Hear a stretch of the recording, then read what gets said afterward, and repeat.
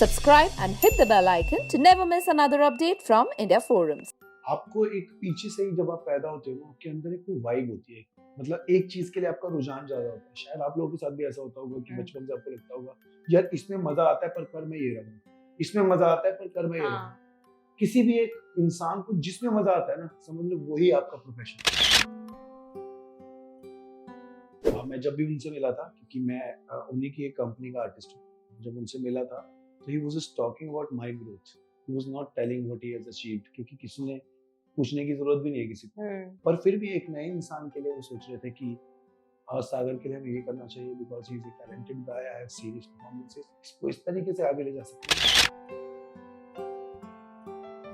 India Forums is thrilled to welcome Sagar Bhatia, a dynamic and talented Qawwali singer, for an exclusive interview. Sagar's mesmerizing voice and deep passion for Qawwali music have captivated audience across the globe. सबसे पहले तो सागर भाटिया जी, स्वागत है आपका India forums पर। कैसे हो आप? मैं बहुत अच्छा हूँ, thank you so much for having me here. बहुत अच्छा लगा मुझे यहाँ पे आके, वाइब्रेंट वाइब्स, बहुत शुक्रिया। प्लेजर। सबसे पहले तो मैं आपसे ये जानना चाहूंगी कि आज आपको सब लोग जानते हैं एज कव्वाली सिंगर, तो कैसे आपने डिस्कवर किया कि मुझे इसी फील्ड में जाना है, मतलब मुझे एक कव्वाली सिंगर बनना है? सच कहूँ तो मैंने कभी प्लान नहीं किया था कि मैं सिर्फ कव्वाली सिंगर बनूंगा। सूफी में शुरू से करता था, बट इनिशियली लोगों को रॉक पसंद आता था, तो मेरा जो सबसे पहला बैंड था वो सूफी रॉक था। उसके बाद बॉलीवुड का बहुत ज्यादा इन्फ्लुएंस था लोगों में, तो मैं दोनों को करता था। बॉलीवुड में भी कव्वाली होती थी, जैसे आप कुन फाया कुन देखे या फिर आया तेरे दर पे, तो वो करते करते मुझे लगा कि मुझे ज्यादा मजा इसमें आता। I started doing qawwali and people loved it, so that's how I found qawwali in me. लोगों की वजह से, मैंने प्लान नहीं किया। ऐसा आपने बोला लोगों की वजह से, क्या कोई ऐसा स्पेसिफिक ऐसे कोई म्यूजिशियन है जिनसे आपने इंस्पिरेशन लिया कि मुझे इनकी तरह बनना है? बिल्कुल, तो ये एक बहुत गिमिक है इसमें भी, एक ऐसा कि जो मेरे को पसंद है वो दो लोग हैं, एक गुरदास मान साहब और एक नुसरत साहब। अब नुसरत साहब बैठ के गाते हैं और गुरदास मान साहब कभी बैठते नहीं है, तो मैंने कहा मैं क्या करूं ऐसा कि मेरे को कव्वाली करनी है बट बैठना नहीं है। तो फिर मैंने सागर वाली कव्वाली के नाम से एक एक्ट डेवलप किया, जिसमें मैं बहुत रेयर ही बैठता हूँ, मैं नाश्ता कूदता रहता हूँ बट गाता मैं कव्वाली। दोनों का मिश्रण है, ऐसा समझ लो। मतलब इनमें से आपको ऐसा क्या अट्रैक्टिव लगा कि मुझे इन जैसा, मतलब ये जो चीजें कर रहे हैं मुझे वैसा पैशन फॉलो करना है? मुझे बहुत स्पिरिचुअल लगा, कुछ फेक नहीं लगा। आज तक किसी परफॉर्मेंस में बनावटी नहीं लगा, जनता के लिए करने वाली कोई चीज नहीं लगी। जो वो करते हैं वो लोग उनको प्यार देते हैं। मतलब कैसा होता है कि ज्यादातर लोग सोचते हैं कि यार ये पसंद नहीं आ रहा तो चेंज करके कर देते हैं, पर जो आपका क्राफ्ट होता है उसको आप कभी चेंज नहीं कर सकते। तो ये दो लोगों मुझे ऐसी बात लगी, जैसे जगजीत सिंह सागर, उन्होंने लाइफ टाइम गजल गाई, कभी उन्होंने कोई पार्टी नंबर नहीं गाया। उन्होंने कहा कि मेरे को ऐसा ही बनना है और ऐसे ही लोग मुझे पसंद है, चाहे ऑडियंस लिमिटेड हो या ज्यादा हो, उसमें खुशी मिल जाती है। नुसरत साहब भी, उनकी एक पर्टिकुलर ऑडियंस थी और आज तक वर्ल्ड वाइड है। गुरदास मान साहब लेजेंड हैं, उनकी एक पर्टिकुलर ऑडियंस थी बट वो वर्ल्ड वाइड है सिर्फ अपने क्राफ्ट की वजह से। मुझे उन्हीं के ऐसा बनना था कि जो हम करना पसंद करते हैं, दिल से करते हैं, वही लोग पसंद करते हैं। जैसे आपने बोला कि लोग आज भी उन्हें ही पसंद करते हैं, अभी ये चीजें नोटिस की गई है। पहले के जो लोग हैं, जैसे अभी मैं अपना बात करूं हमारे मॉम डैड के एरा की, उन्हें तो बहुत ज्यादा पसंद होती थी ये चीजें, यू नो, डीप शायरी या कव्वाली। बट अब हम जब देख रहे हैं ना, यंग जनरेशन को भी ये सब चीजें बहुत ज्यादा पसंद आ रही है। वो अगर आप खुद में ही देखें, आपके ही शोज में परफॉर्मेंस जब आप करते हैं तो काफी यंग जनरेशन होता है, तो आपको क्या लगता है कि कैसे इम्पैक्ट बना ये? जैसे आपने देखा होगा, एक मैच्योर इंसान ने हमेशा कव्वाली करी है। कभी ऐसा नहीं होगा कि एक जैंकी सा लड़का और मतलब कूल सा दिख रहा है बट कव्वालियां गा रहा है, ऐसा कुछ नहीं हुआ। और आजकल जेनजीज को ये बात बहुत अट्रैक्ट हुई है, यू नो, शायरी का बहुत जमाना आ गया और मेरी जो शायरी बहुत लाइट होती है, बहुत भारी नहीं होती, कि easily you can connect with that. So धीरे धीरे लोगों ने देखा कि हमारी उम्र का इंसान ही ये कर रहा है एंड वो खुद इतना खुश है उस काम में, तो हम भी खुशी लेते हैं। तो मुझे ऐसा लगता है कि वो एनर्जी डिलीवर हुई है on stage end of stage, इस वजह लोगों ने पसंद करना शुरू किया है और जब तक वो पसंद करते रहेंगे मैं तब तक भी करता रहूंगा और उसके बाद भी करता रहूंगा। जब आप प्रैक्टिस करते हैं तो आप क्या सोच के प्रैक्टिस करने बैठते हैं? आपके मन में क्या चल रहा होता है? कैसे प्रिपेयर करते हैं अपने आप को? बहुत बढ़िया सवाल है, आज तक किसी ने नहीं पूछा मुझसे। ये बिल्कुल ऑनेस्ट फीडबैक दूंगा, ऑनेस्ट आंसर दूंगा इस बात का कि अगर मैं कव्वाली करता सिर्फ तो शायद मैं इतनी ऑडियंस केटर नहीं करता। मैंने कव्वाली करी, बट जैसे आपने देखा होगा साउंड का एरा चेंज होता है, हर साल साउंड बदलती है।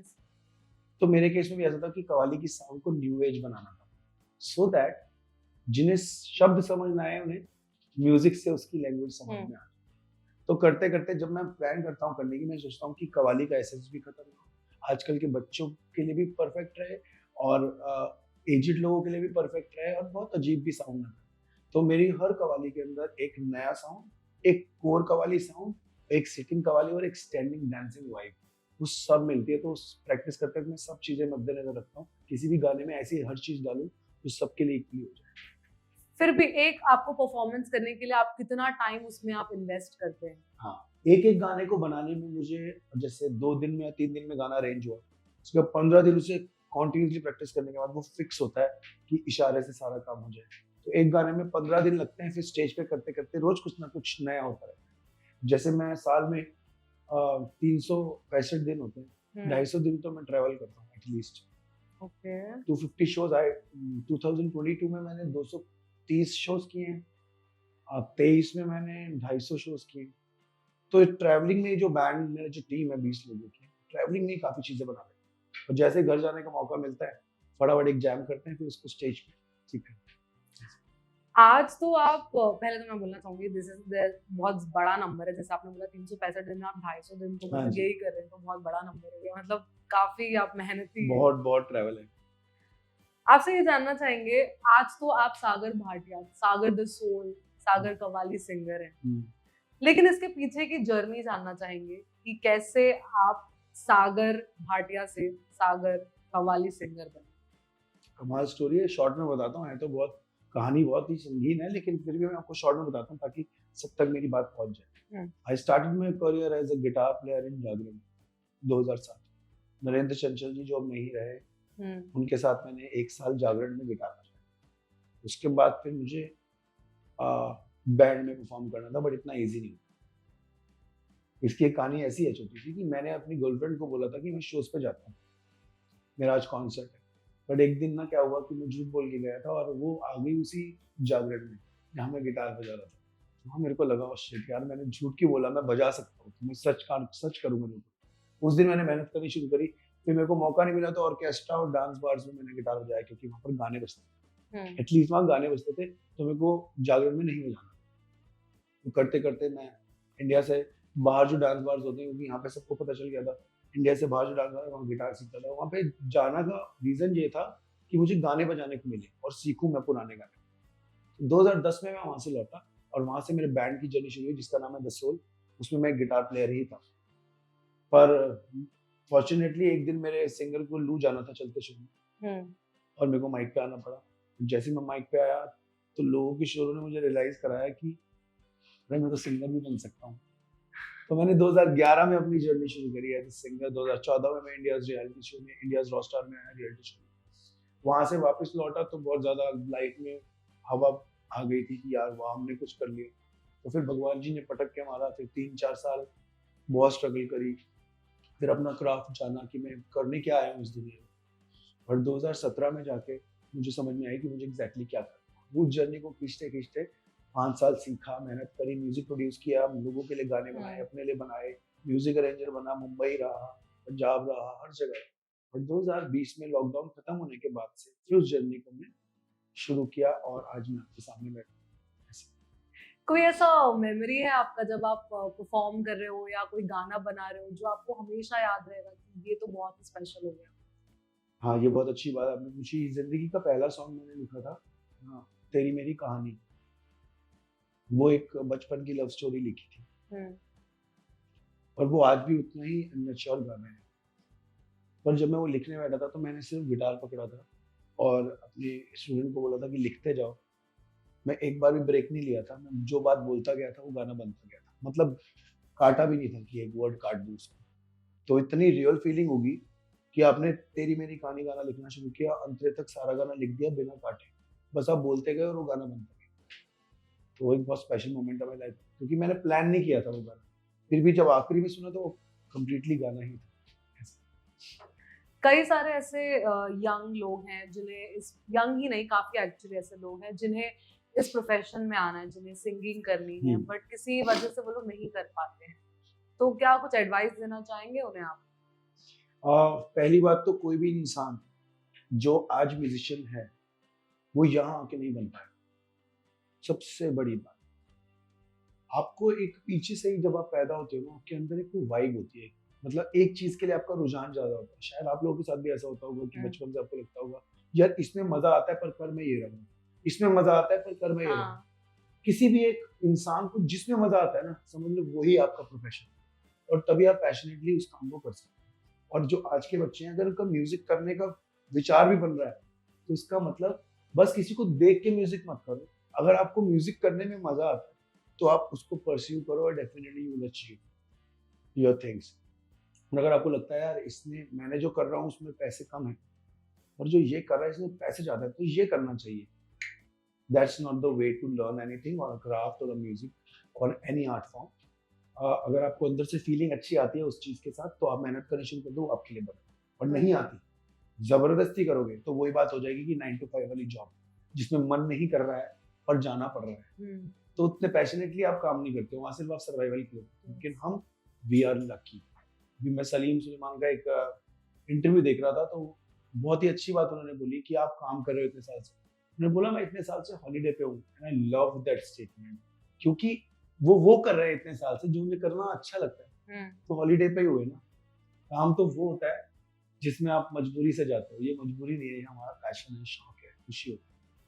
तो यही बात। पैसे से एक बात याद आई, अरमान मलिक ने अपने एक पॉडकास्ट में बोला था कि उतने पैसे नहीं दिए जाते जब आप किसी फिल्म के लिए गाना गाते हो, उतने पैसे का पैसे ही नहीं दिए जाते। तो क्या ये बात सच है? देखिए मेरे केस में तो अभी तक ऐसा कभी कुछ नहीं हुआ। या तो आपको गाना ही नहीं मिलता, पहली चीज, जो बहुत मुश्किल है, और अगर आपको गाना मिलता है तो आपको उसके पूरे राइट्स मिलते हैं, आपको उसके पैसे भी मिलते हैं, सब मिलता है। अगर आप किसी चीज को मांगने जाओ, सपोजिटली मैं किसी के पास गया, सॉरी, और मैंने बोला मुझे ये दे दो, डेस्परेटली ये दे दो, तो आपको पैसे नहीं मिलेंगे। और अगर आपसे कोई म्यूचुअली बात करके कोई चीज प्लान कर रहा है कि ये गाना तो आप ही करो, तो सब पेपर वर्क सब कुछ सही होंगे। देखिए अलग अलग लोगों के अलग अलग एक्सपीरियंसेस होते हैं, और वैसे भी अगर फिल्म में गाना आता है किसी इंसान का, उसकी लाइफ सेट हो जाती है। मतलब जैसे मेरा जो फिल्म में पहला गाना लग रहा है, मैंने तो उसके लिए पैसे भी, अगर वो मुझे मिलेंगे भी ना, शायद मैं वो डोनेट कर दूंगा, कि मुझे ऐसा लगेगा कि यार मेरे को लाइफ में भगवान ने मौका दिया है तो ये किसी और के काम आ जाए, क्योंकि ऊपर वाले की कृपा है, मुझे इतने पैसों की जरूरत ही नहीं है, मेरे को तो बस म्यूजिक करना है लाइफ टाइम, और कुछ नहीं चाहिए। आप करण जौहर से भी मिले हैं, उनके साथ आपका गाना आने वाला है, उस बारे में थोड़ा बताइए कि कैसा एक्सपीरियंस था, उनसे मुलाकात कैसे हुई और क्या नया आने वाला ऑडियंस के लिए? पहली बात तो मैं सबको ये बताना चाहूंगा कि मैंने भी पूरी लाइफ में इतना सहनशील और इतना हम्बल और इतना पोलाइट इंसान नहीं देखा इस पोस्ट पे होने के बावजूद भी। मैं जब भी उनसे मिला था, क्योंकि मैं उन्हीं की एक कंपनी का आर्टिस्ट हूँ, जब उनसे मिला था तो he was just talking about my growth, he was not telling what he has achieved, क्योंकि किसी ने पूछने की जरूरत भी नहीं है किसी को। पर फिर भी एक नए इंसान के लिए वो सोच रहे थे कि सागर के लिए हमें ये करना चाहिए, because he is a talented guy, I have seen his performances, इसको इस तरीके से आगे ले जा सकते हैं, इसको इस तरीके से। और कोई भी चीज ऐसी नहीं कि जैसे उनके हाथ में पावर है तो अपने आर्टिस्ट को उन्होंने सीधा वहां पर बिठा दिया। जब मैं वो अचीव कर लूंगा तो शायद मुझे वो जगह मिलेगी। वो बात मुझे उनकी बहुत अच्छी लगी थी, बहुत ही अच्छी लगी थी, कि उन्होंने बोला कि पहले ये अचीव कर ले तो फिर मेरे लिए भी इजी रहेगा कि इसको कहीं पे दिखाना कि ये इंसान। ऐसे तो मेरे नाम पे अगर मैं कर भी दूं तो इसको कोई बेनिफिट नहीं मिलेगा भाई। बहुत अच्छा लगा उनसे मिलके, and yes lot of things are coming up, he is planning things, I am shooting a video this month only, बहुत सारी चीजें चल रही है, मजा आएगा, गाने अच्छे आ रहे हैं। इसके पहले जब हम बात कर रहे थे तब ऐसा आपने बोला था कि आपके दिमाग में पहले से ही वो चीजें प्लान होनी चाहिए कि हाँ मुझे ये करना है, आपको मतलब अगर आगे उस चीज में परस्यू करना है। पर इससे मुझे एक चीज याद आई कि आप आज जो हैं सागर सोल कव्वाली सिंगर, इसके पीछे का किसी का हाथ है, किसी ने आपकी मदद की कि यू नो तुम जाओ हम पीछे है, कोई ऐसा सपोर्ट सिस्टम था?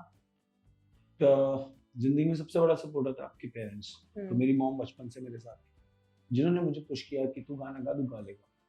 सब लोगों ने बोला तू नहीं गा सकता, तू नहीं कर सकता, पर एक इंसान चाहिए होता जो बोले कि यार तू कर सकता है। तो उन्होंने बोला कि तू कर सकता है, तो मैंने कोशिश की। लेकिन जो 17 सालों की जर्नी है लाइफ की, उन 17 सालों में जो मेरे साथ रही मेरी माँ के अलावा, वो मेरी मैनेजमेंट, मेरी मैनेजर, मेरी दोस्त वंदना, जो आज भी मेरे साथ है। 2010 से हम लोग नहीं काम कर पा रहे थे, लेकिन आज हम 2024 में बैठे और वो 15 साल सब्र करने वाले को भी सपोर्ट ही कहते हैं कि हम हैं, कोई बात नहीं करते। नहीं तो वो चाहते तो किसी और के साथ काम कर लेते, मैं चाहता तो किसी और के साथ, बस ये 2 ही लोग रहे। बाकी मेरी लाइफ में कोई सपोर्ट नहीं, किसी ने मुझे पुश नहीं किया कि चल हम कर देते हैं तेरे लिए। ये जो भी किया ऊपर वाले ने या पेरेंट्स की दुआओं में किया, मैंने किसी की हेल्प नहीं ली आज तक।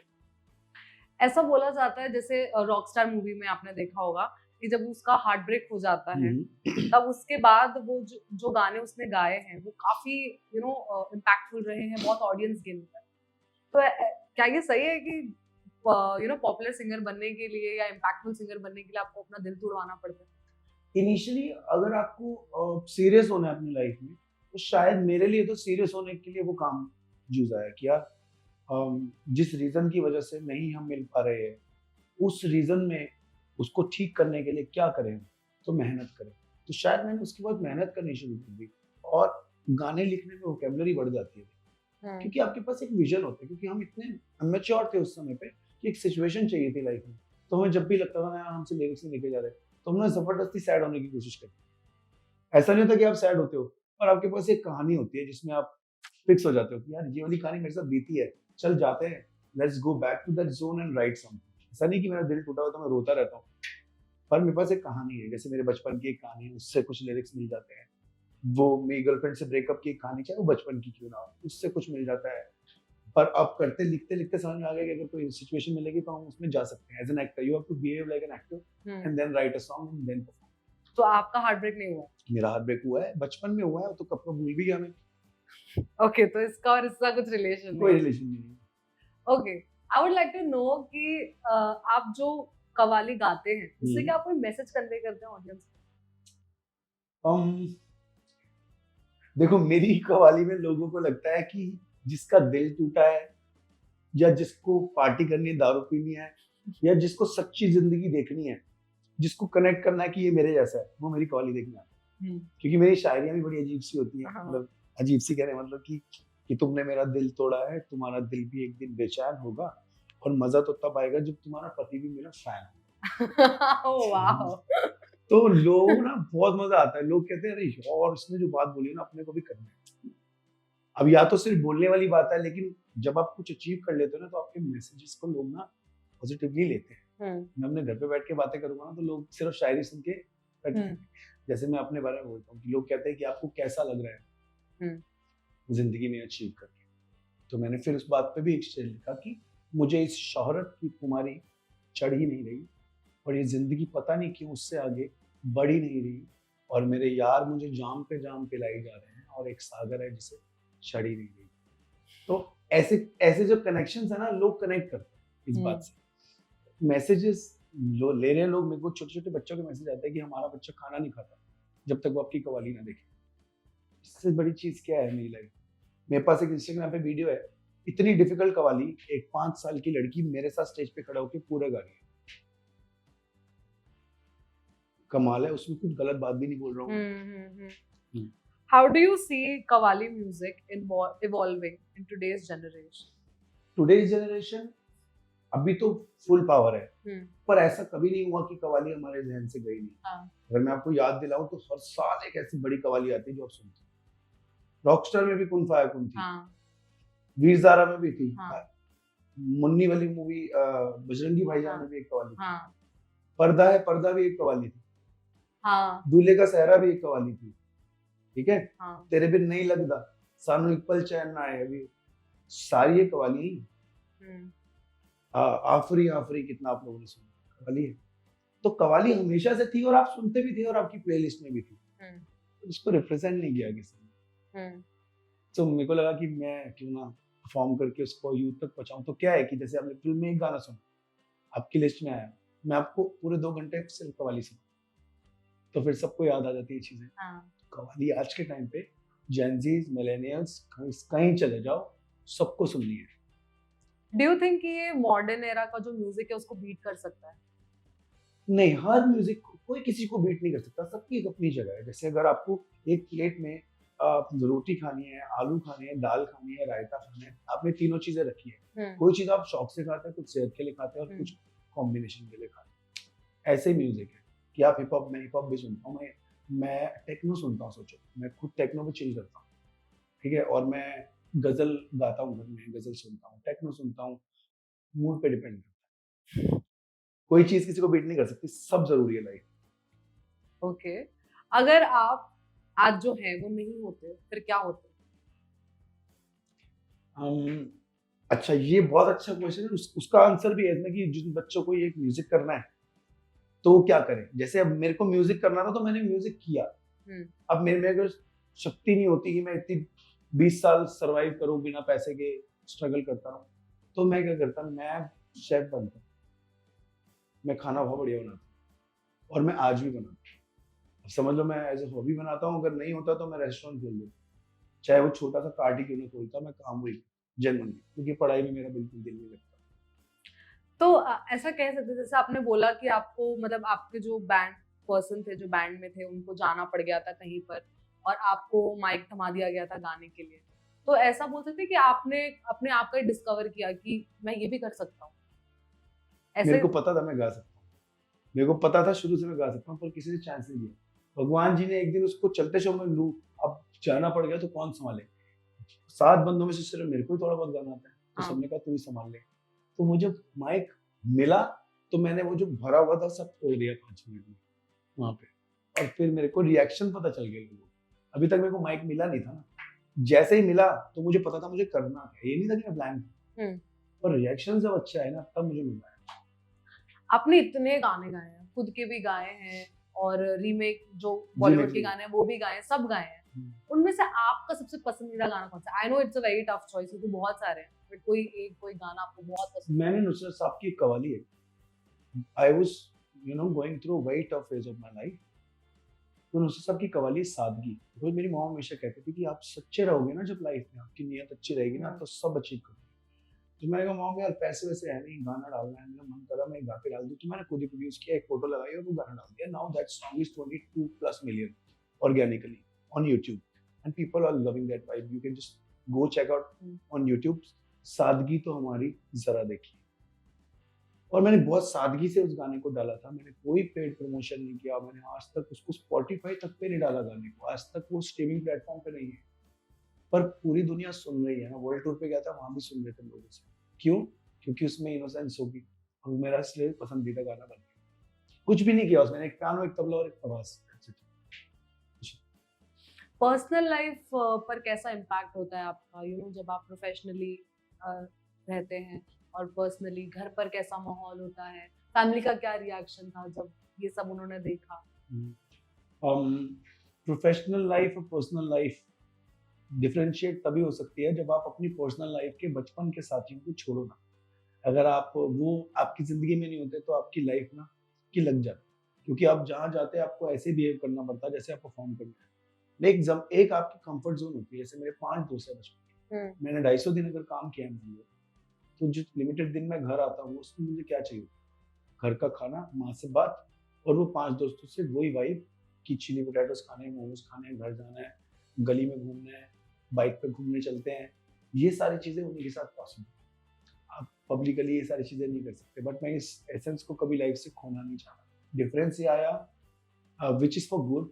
You have to take care of yourself, you have to just behave, you have to see that people follow you, you should not do that बुरी चीजें जो लोग अपने ऊपर ले लें। क्योंकि अगर आपको कोई पसंद करता है तो आपकी रिस्पॉन्सिबिलिटी होती है कि आप उसको गलत संदेश ना दें। और जैसे मेरी अभी एक स्मोकिंग की वीडियो मैंने डाल दी थी, उस दिन मुझे बहुत रियलाइज हुआ कि you should not do this, और उसका इम्पैक्ट मेरे पे ऐसा पड़ा कि मैंने बहुत कम कर दी।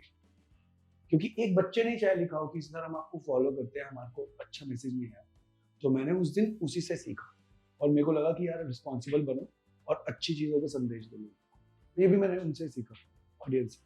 आपने बोला कि आपके आज भी वही 5 दोस्त हैं। अक्सर ऐसा देखा गया है कि जब आप ऊंचाई पर पहुंच जाते हो तब आप में एक ऐसा ईगो आ जाता है, आप हवा में हो जाते हो, आप बोलते हो कि हाँ ठीक है, आपका दोस्त छूटने लग जाता है, आपके नए दोस्त बन जाते हैं। तो कैसे आपने वो मेंटेन किया? वो आपको बताया था ना, एक डाउनफॉल आया था मेरी लाइफ में 2015 में, जब पटक के हाँ। भगवान ने नीचे मारा। तो वो एक सही टाइम था, मेरी माँ भी कहती थी, और ये दोस्त वहां थे, और मैं इनसे मिलता भी नहीं था उस दौरान अलग लाइफ करनी थी। फिर जब भगवान ने मुझे दोबारा सब चीजें वापस दी, तो अब मेरे को उनकी उनसे ज्यादा कदर है। और अब मैं चाहता हूँ कि जब मैं उनके साथ बैठूं तो मुझे गाली बके जैसे बकते रहे। तो अभी हमारी वही वाइब है, मतलब मैं बिल्कुल ब्लैंक हो जाता हूँ कि मैं कौन हूँ, क्या कर रहा हूँ। और वैसे भी whatever I am doing in my life, तो ये भगवान ने मुझे भेजा है करने के लिए। मैं कुछ नहीं होता, कोई नहीं होता प्लान करने के लिए कि मुझे ये करना है। तो मैं उस रिस्पॉन्सिबिलिटी निभा रहा हूँ जो मुझे मिली है, और वहाँ मेरी पर्सनल लाइफ।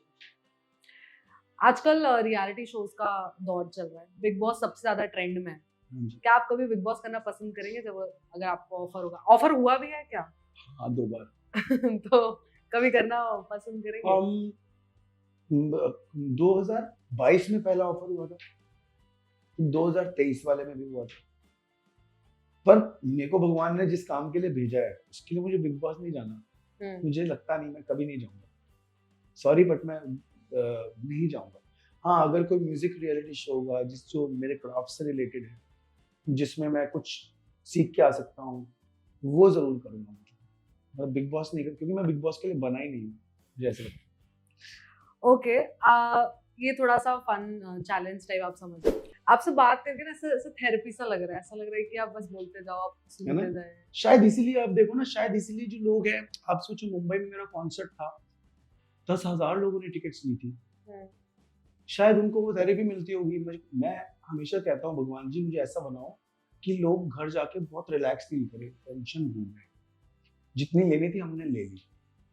और मुझे ऐसा लगता है कि दिन ब दिन जब लोग बढ़ रहे हैं, वो वर्ड ऑफ माउथ से, जैसे आप कल किसी से मिलोगे, दिस इज ऑनेस्ट, अगर आप जो बोल रहे हो, ऐसा तो नहीं कि आप बनावटी बोल रहे हो, हाँ। आप दिख भी नहीं रहे हो आप कौन हो, है ना? फिर भी लोगों को आप ये बताओगे कि मैं एक इंसान से मिली थी, आप उसका जरूर एक बार देखें। तो शायद वर्ड ऑफ माउथ से लोग बढ़ रहे हैं और मेरी रिस्पॉन्सिबिलिटी भी बढ़ रही है। और आप जरूर मेरे कभी शो पे आओ, आपको और मजा आएगा, क्योंकि अब 2 घंटे देखोगे फिर आपको लगेगा 2 घंटे हो गए पता ही नहीं चला टाइम। मुझे भी नहीं लगता पता, मेरा मन करता है गाते रहो। मैं मैनेजमेंट को बोलता हूँ मैं घड़ी नहीं पहन के आया, चुप रहो, जब तक मन करेगा तब तक गाएंगे। ज्यादातर तो पुलिस आ जाती है।